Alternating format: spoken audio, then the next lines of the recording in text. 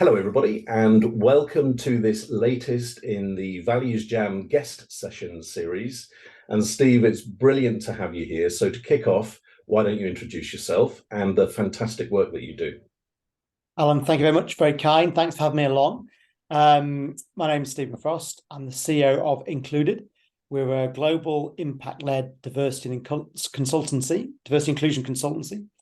And I've been doing this for a long time, since I had a full head of hair. The Included, I think, is a great bunch of people, really smart people who care, who are very mission-led, passionate about the work they do.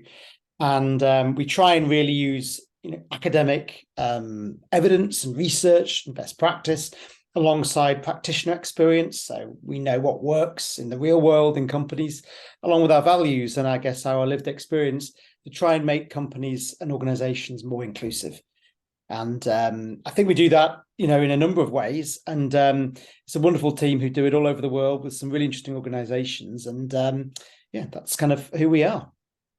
Great, thanks. And I've just got one follow-up question on that, because from what I know about the work that you do, your focus is more on the results and making it real rather than delivering some sort of training program that people can then put a tick against. Is that right? Absolutely. So our number one KPI as a company is impact. And, diversity inclusion is one of those things that's often very easy to talk about, Yeah. but less easy to actually evidence change. Have we made the leadership more diverse? Have we made the culture more inclusive? So we try very hard to be focused on those results, as you say. And so we're big time into data and measurement and evidence and case studies and so forth. Yeah. Brilliant. Okay, so let's get into Values Jam. Here's the card deck, and what I'm going to do is just tip out the cards. And how many times would you like me to cut the deck? Ooh, let's go for three. Three. Well, that means I've got four piles in front of me. So would you like one, two, three, or four? Three. And this pile has seven cards, so 1 to 7. Seven. Oh, Oh, wonderful. Wait, how to start? Wow. what a start. All right, so what does love mean? And what does it look, feel, and sound like? How amazing to start this, after bank holiday weekend. What does love look like and feel? And well, I guess it can be universal, but it can also be very personal. Personally, I'm in love. I'm getting married in just over a month. So it's very, very relevant to me right now, I guess. I guess universally, I think it's generally about, others first, right? And enriching our lives through others. Yeah, a lot of love in the world would be more love in the world would be a good thing, right? Wow, what a place to start. And also what's really interesting about that is that we know each other professionally and through business and so forth, about companies and KPIs and whatever. But love, wow, something that actually some of our clients do touch on is not perhaps typical in a client relationship. Yeah, and it's not a word that is very often used in a professional setting, is it? People are kind of a bit scared of it, I think, because like you've mentioned, it is such a deeply personal word. And I was just thinking while you were talking there, because it is an amazing word that is used quite freely, but how often do we actually stop to think, what does love actually mean? And from a metaphor perspective, obviously the heart is a bit of a cliche, but it absolutely is about that, isn't it? Rather than your kind of rational mind, it's, why is it that I love this so much? And sometimes you can't explain it. And that's not just on the romantic side of love. It's kind of like I love playing football, right? So if I walk past some kids playing football, I just want to join in. And it's like, you can't, you're too old, you'll probably break something, but I still want to do it. So Irrational it's side. that unexplained element of love as well. Do you relate to that? Absolutely. I think it's really important because it keeps you grounded, right? It keeps you honest. Um, because I guess, by virtue of being a professional, doing what you do, you're presumably reasonably competent and rational, or we'd like to think we're reasonably competent and rational. But love, I think, keeps you honest, doesn't it? Because people say, certainly, I enjoy it. My colleagues say they love the work that they do. And what does that mean? Well, I mean, I guess it means, rationally, they like it because it pays them a salary and it puts food on the table, and it's intellectually stimulating and interesting, and they get to meet lots of clients and people and have a sense of fulfillment. But I think we love what you do also. Like maybe you love to play football. It's that that non-rational part, isn't it? If it was purely rational, you might not play because you might break a bone, but you do it because you love it. And with our work, I'm sure we could get paid more doing something else, or have a less stressful existence if you weren't into culture change, but you love what you do. So it's that irrational kind of part of the brain, isn't it, that is inexplicable. And I think that's really grounding and makes one a bit humble, because not everything can be explained. It just is. Yeah, it's a great point. And you've reminded me of a piece of work so it is this mix of work and the more personal perspective. So I was invited to speak to a teacher in Phoenix in Arizona, because she wanted to give the students a talk about values-led leadership. And I understood that it was going to be a pro bono piece of work, 1 hour session. That was fine. So I arranged to have the pre-call with the teacher. And during the call, I just said, does the school have a set of values? And she said, no, we don't. And I said, well, how would you feel if you did have a set of values? And she said, that would be amazing, but we haven't got the resource to do it. We haven't got a budget. There's just no way we can do it. And because of what you were saying earlier about loving your work, I thought, oh, this is such a fantastic opportunity. And was there a voice in my head saying, whoa, wait a minute, you're not going to get paid for this? No, I don't think there was, actually. And anyway, I guided the students to create the school set of values. They presented it to the Board of Governors, who were like blown away at the quality of the work that they had done.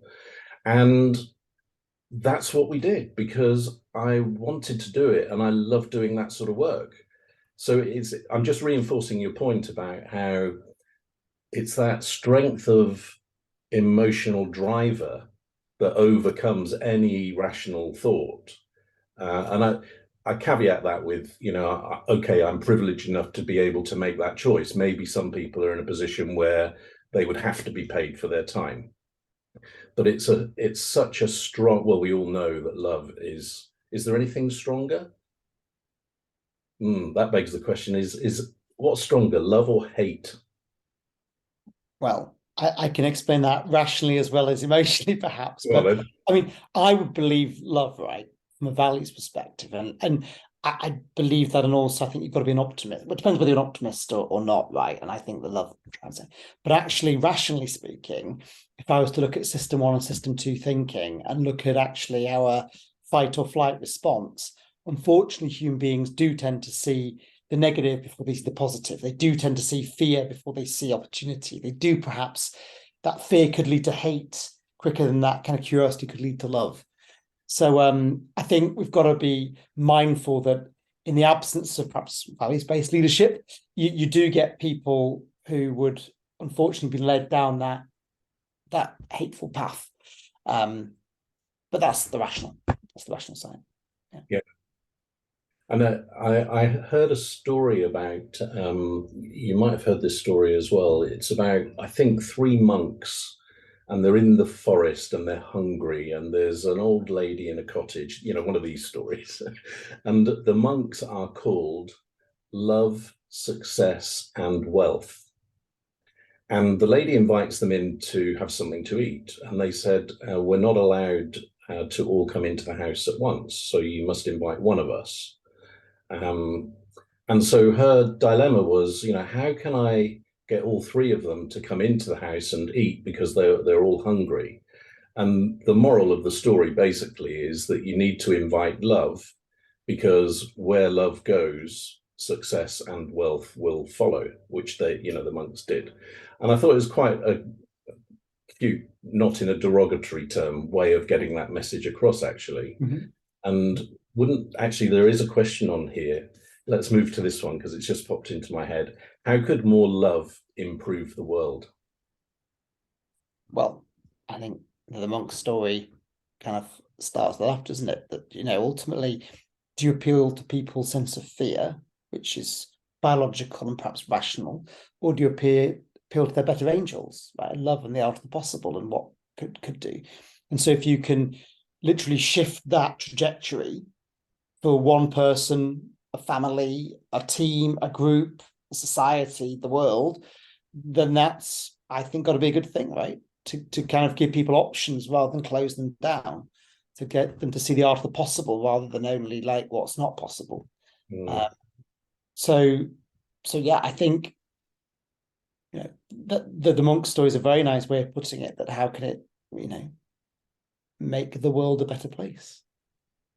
And you earlier you were talking about our natural disposition to focus on the negative rather than the positive.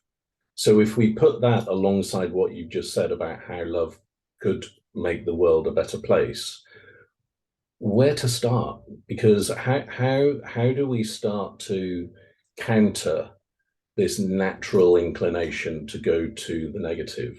Where do you see the most powerful levers? Well, we do it every day in our work, I'd like to think. I mean, I suppose ultimately our clients will be the judge of that. But if you take a classic high performing, successful professional person and you ask them that question, they may struggle, right? Because they can't see the wood for the trees. They're stressed. And I think one of the biggest challenges in our world right now is that people are stressed. They have got a very high cognitive load.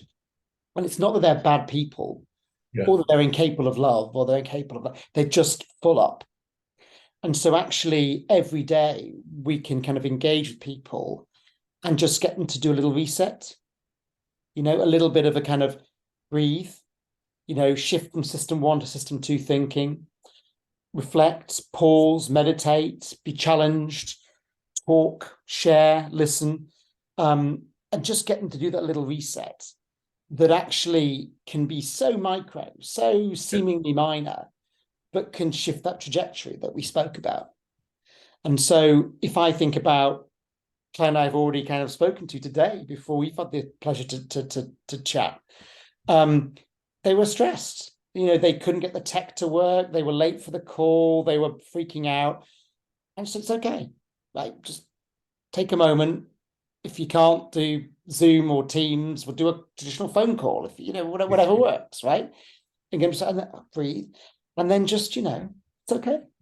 I don't know, just in a daily practice, or perhaps more typically, challenging people who might not be challenged internally, right? So one of the things I think my colleagues do really, really well is they're able to talk to a client and quite rapidly create a bond of trust and confidentiality and confidence where they can be challenged that they might not have in their typical, professional relationships in their company or in their existing. So I think that's just little ways, isn't it, that we can, introduce a bit of love and care and actually change the trajectory for somebody on a day. So your perspective here is very much on an individual basis, and there's a couple of things that you've made me think about. One is making time for love, and we live in a very dynamic, busy place, work-wise and socially, probably. And it's a classic, isn't it, that we kind of don't always take the time to honor the things that we could/should. Mm. And then the other thing, have you heard of sophrology? No, enlighten me.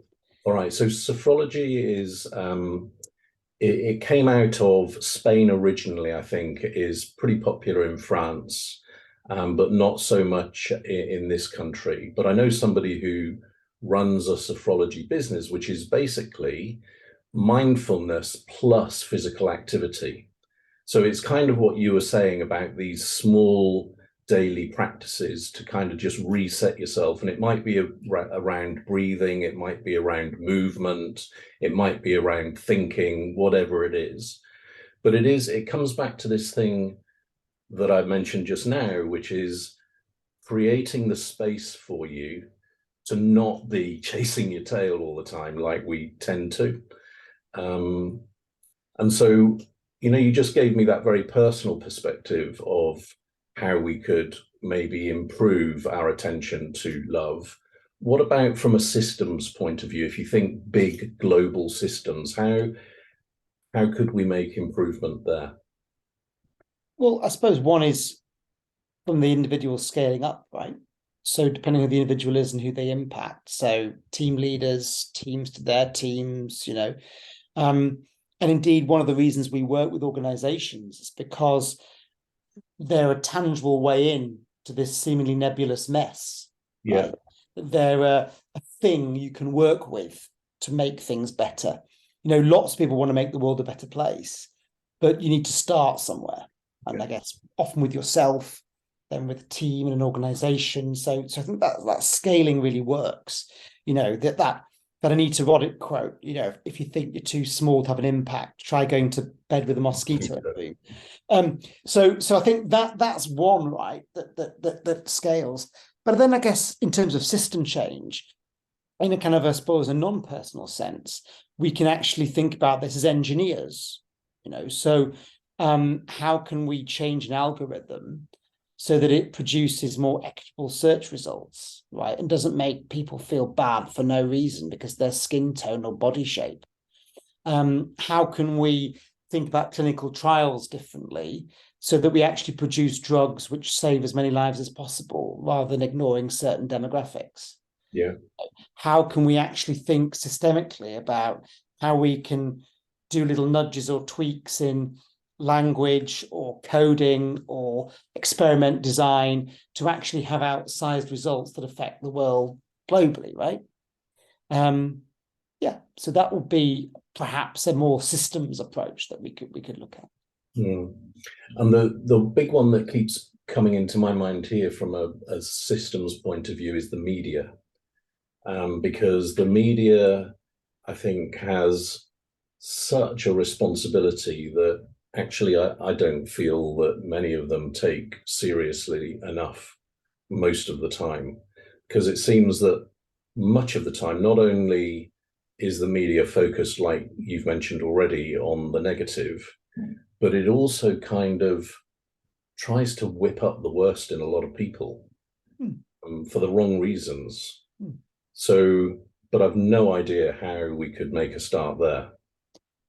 Well, I don't disagree. I think based on what we've already discussed, any person in the media, any media organization would understand what you've just said, that clickbait and views per whenever rely on going for the quick, perhaps more system one, perhaps tending towards negativity rather than more thought reflective. System two tend towards positivity, and ratings, results, clickbait, all that stuff we know, right?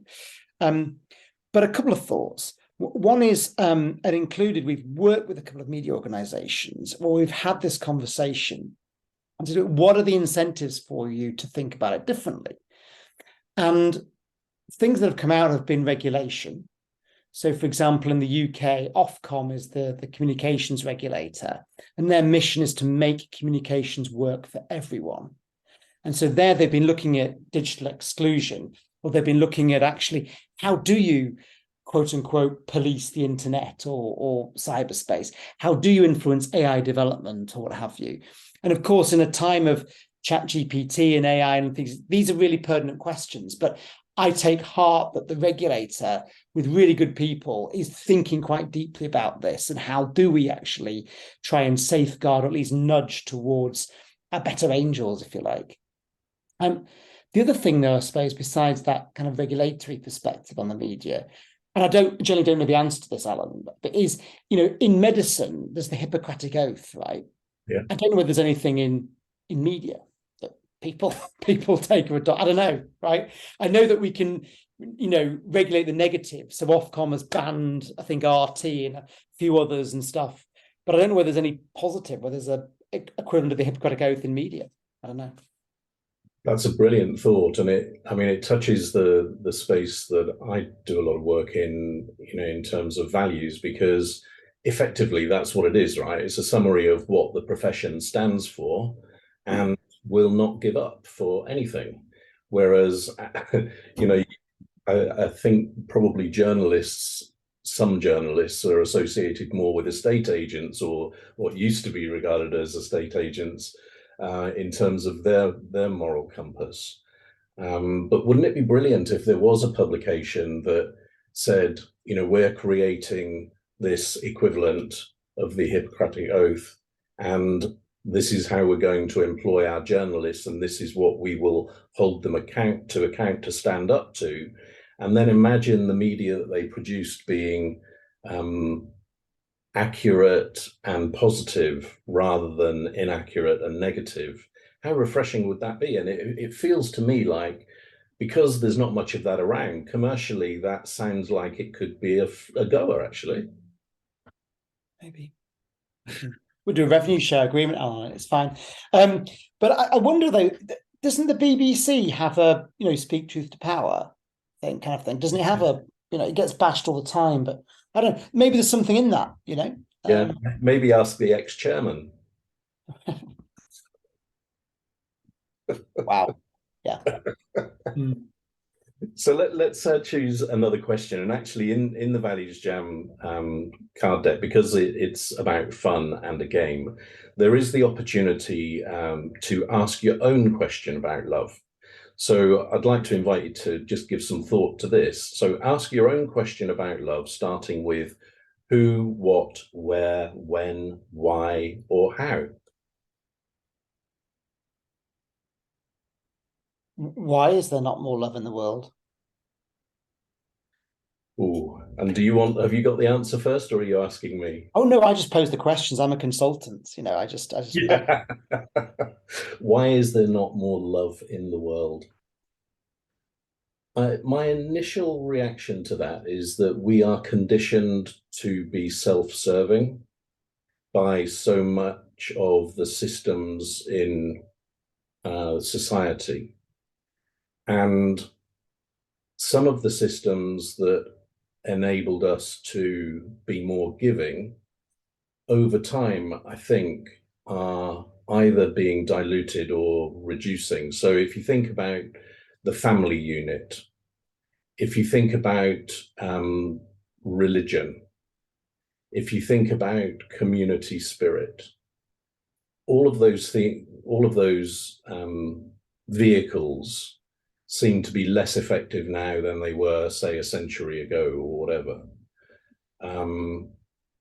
And I was chatting to somebody the other day about this, because imagine in schools, so this is the way the conversation went. It was, are you really surprised that we're selfish? Because when you're at school, what you're challenged to do is get the best results you possibly can for you. That's it, full stop. Now, imagine instead of that, if at school, one day a week, everybody spent time doing something for others. So 20%, just 20% of your time was about giving rather than striving for you. So I think there's something to do with, one, those vehicles that used to provide a system which was focused more on giving, diluting.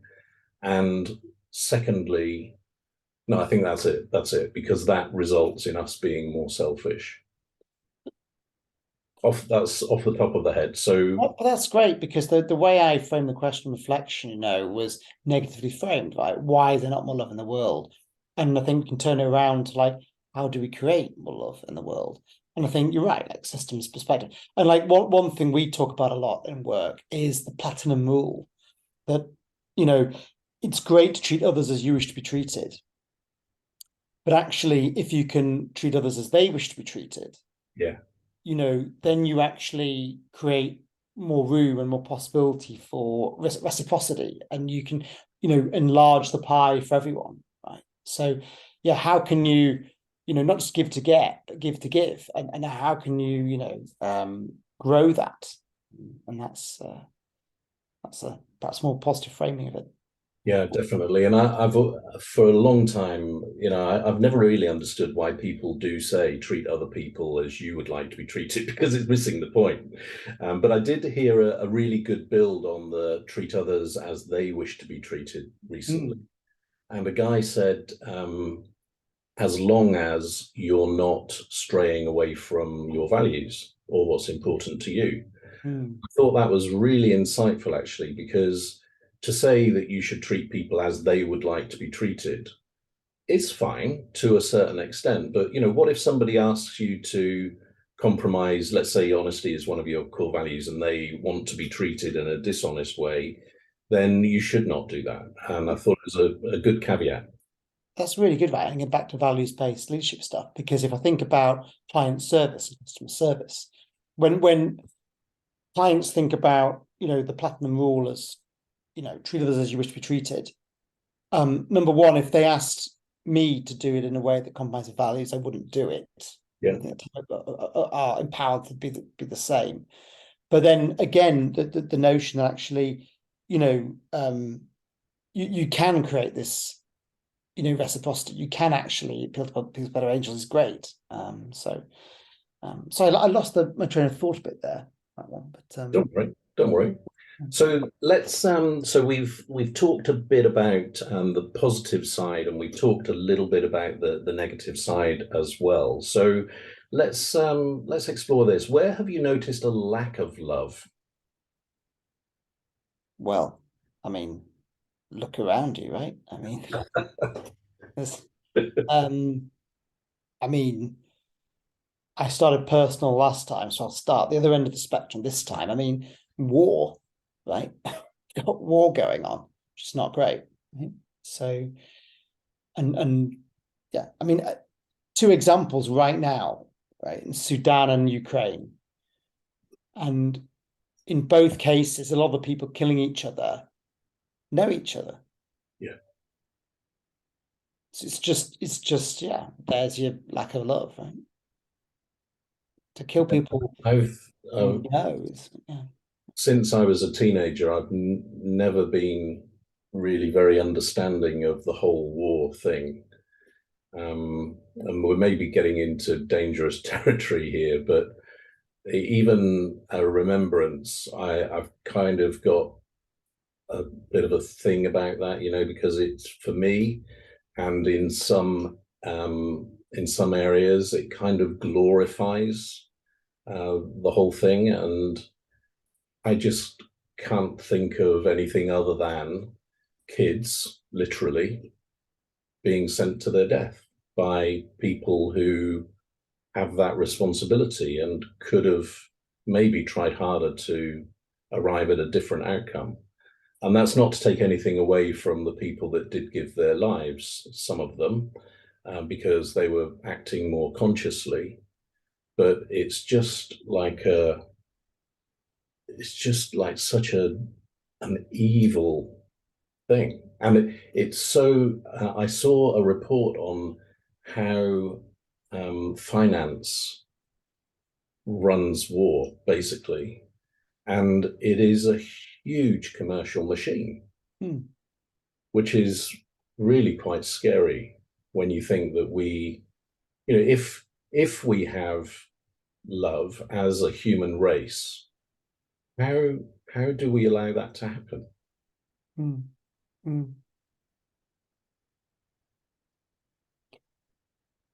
Because I guess love isn't in isolation, right? Yeah. So you've got power, privilege, all these things going on. Yeah, I guess there's other things going on, right? You mentioned already in some ways, I don't want to paraphrase you, but I think you said earlier on that in some ways love is a privilege because we're in a position to be able to maybe reflect and do things and what have you. So, yeah. Yeah, and it's also about understanding the context, isn't it? Because if we take war, and there's a connection here to terrorism, it's like some of these people are making their choices and decisions actually based on love. It's just that other people don't see it that way, right? So they're making a choice that something that they love so much is being compromised that they are willing to commit dreadful acts as a result of that. But it's something you said earlier that struck a chord with me, which is about, rather than imposing yourself on others, really understanding them is the first stop to get anywhere. Because, who's to say who is right? Even in, so if you take Russia and Ukraine, for instance, I, you know, everybody, I think the majority of people would say that Russia is in the wrong there. But I've read some of the speeches coming out of Russia, and if you read them very rationally, actually, some of what they say is kind of, oh, right, well, I can understand that perspective. And so, is there something about love which takes us to seeking to understand others very deeply? And it's kind of, I think you said earlier as well, ahead of yourself. Yeah, because to take that example you just given, to understand better doesn't mean to necessarily agree with. No, absolutely. Right. Indeed, Linda, love thy enemies. um, so I think yeah, it's better understanding, isn't it? And maybe ultimately, to go back to the personal, the love thing starts with yourself, because love thyself, right? And if I want to be a better person, I need to understand, I need to learn, I need to grow, I need to feed the soul, right? So to do that, I need to love, to understand, and to share. Mm. Okay, so we went a bit dark there, didn't we, for a while? But darkness is there, so that's all good. But the opposite side of this, for our penultimate question, is when have you experienced love? And this can be an answer at any level. I know you mentioned that you're getting married earlier on, so it could be something to do with that. Or if that's too personal, then it could be something else. Well, again, let's use our spectrum from personal to systems, right? So personally, yeah, of course, I'm in love. That's a wonderful, lucky, privileged feeling. So there's that. But I think then there's kind of like your immediate family and friends and so forth. And I'm a very, very busy person, and I feel that my time is precious. And so when I am with friends and loved ones, you really feel it, because I think it's that kind of Foucault style counterfactual, isn't it? That when you really appreciate what you don't have enough of sometimes. And so spending time with those people. Recently, I've been away with some friends for a long weekend, and it was absolutely rejuvenating, because it was just a lot of love, a lot of shared um, memory and experiences and values, and so that would be another one, from personal to friends and to family. And I think from there on, maybe in work, so getting meaning through work and feeling that you generally have helped someone or some team, and there's that reciprocity and that love there. And then wider, right? I mean, you mentioned we went very dark over the war, but again, if we use that as counterfactual, the positive is, when you can create the opposite, right? I mean, I was very lucky to be involved with the Olympics and to see the impact on millions of people. Mm. To see people on the tube in London talking to each other, that was good, So yeah, I think I've been lucky to see from personal to a bigger level systems perspective, that positive effects. Mm. And I've got, so yesterday I was looking through some old photographs of my kids when they were tiny. So from being born till about teenage years. And that was such a wonderful experience, actually, seeing their faces at different ages in different settings. And, it kind of reminded me of some of those memories as well. And now they're all grown up, but I love them to bits as adults just as much as I did as kids. So there's one immediate example. Um, and then, and then I'm going to go back to the football, and there might be people listening to this that might kind of either cheer when I say this or boo when I say this, but I've been in love with Manchester United since I was like 8 years old. You're challenging my values now, Alan. I need to reach for the. Wow. Okay. Great. Well. And tell me why. Come on. Well. I mean, is there any rational reason needed? I mean, I think a few things. Number one, I grew up in York, and York City, the Minster men, they thrashed Man U 4-2 in the FA Cup playoffs in 1995, and it was really, really brilliant because the David Beckham was just on the team at Man U at that time, and York City, who I think were like in League, 75, beat Man U, the absolute reigning supreme champions, and it was just brilliant to see that happen. And then all those years later, I was at the Olympics, and I remember the ticketing director, Paul Williamson, was also very sadly, like yourself, a Man U fan. And when I met him, he mentioned this, and I similarly, joked with him like I'm joking with you, and we laughed. And the next day, he brought in the match program from that 1995 football match because he was there in Wow. booth present that night, as I was with my dad. And so we're like, wow, how interesting. We were both there that night. And then 20 odd years later, we met professionally, and he had the match program. Yeah. What a brilliant, brilliant story that is.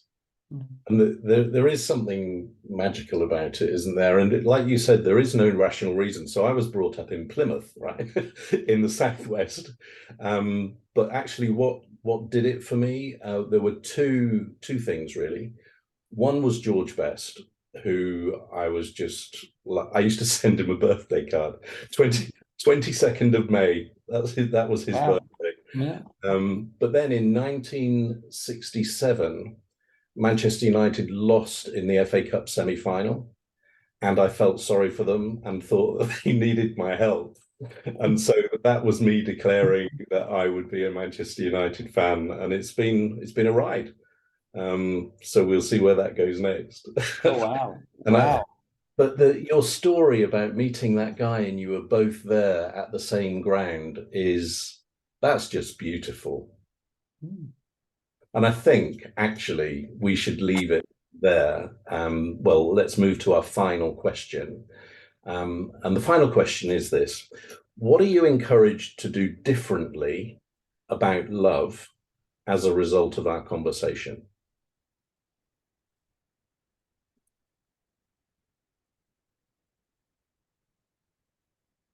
Take the time and reflect more. Okay. And could you give me some idea of your first baby step or first concrete move towards doing that? When will you have that opportunity? So today, as per usual on a weekday, particularly after a bank holiday weekend, busy diary, look at this and think, oh, I've got this values jam, right? But actually, it's forcing yourself to take the time to reflect, right? And I didn't know that today was going to be a discussion on love, right? So it was very serendipitous, and thank you for that. But I think intentionally making time for it, right? So at the start of your day. So one thing I could do would be, at the start of every day to take a moment, right? And just reflect. Cool. So no matter what the day holds, You know, there's that quote, isn't there, by that famous US general who gave a graduation speech to the students, and he said, "Make your bed." Oh Because yeah, no matter whatever happens in the rest of the day, at least you'll have achieved something. You've made your yeah, bed. And you yeah. get home after a really, really tough day, but your bed's made. Mm. And so, yeah, take a moment at the beginning of the day to reflect. Yeah. Okay. And mine's an easy one. So I've got several shoeboxes of these photos to go through yet. I wasn't going to do any today because, like you, I've got a fairly busy day, but I do have some gaps. And so I'm going to do another shoebox of my kids' photos. Amazing. Yeah. Yeah. Great. So, Stephen, thank you so much for spending the time. Thank you for choosing that card, which I think, when I saw it, it was like, oh, what a beautiful card. But actually, it was more challenging than I gave it credit for at the beginning. But I loved the conversation. Sorry, didn't mean to do that. Very good. Yeah. Yeah. Oh, wonderful. Well, thank you very much as well. Time. Very enjoyable. All right, take care. You take care.